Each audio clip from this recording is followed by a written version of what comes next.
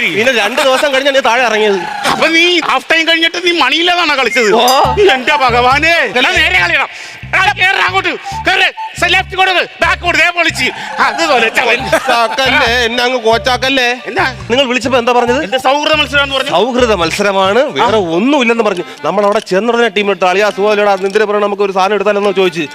അവന്മാരടുക്കോ എന്ത് അവന്മാർക്ക് ഭയങ്കര ദേഷ്യം നിൽക്കല്ലേ. ഒരു ബാൾ നമുക്ക് കിട്ടിയിട്ടില്ല, തന്നിട്ടില്ല അവന്മാർ, അറിയാവോ? എന്നാലും കളിക്കാൻ അറിയത്തില്ലെന്ന് പറയരുത്. അവരോടെ പുറകെ പട്ടിയെ കിടക്കുന്നു കൊടുത്താണ് വെറുതെ. പാസ് കൊടുക്ക്. ആണ്ടാതെ അത് കളഞ്ഞിട്ട് വരുന്നടാ. ഇങ്ങോട്ട് വേണ്ട, ഇങ്ങോട്ട് വേണം.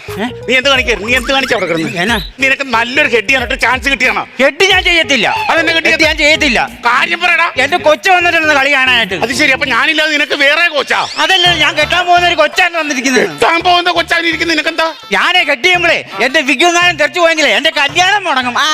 അപ്പൊ നിനക്ക് വിഗ്ഗാണ് വരുന്നത്. എനിക്ക് വിഗ്ഗാ വലുത്. നിനക്ക് കളി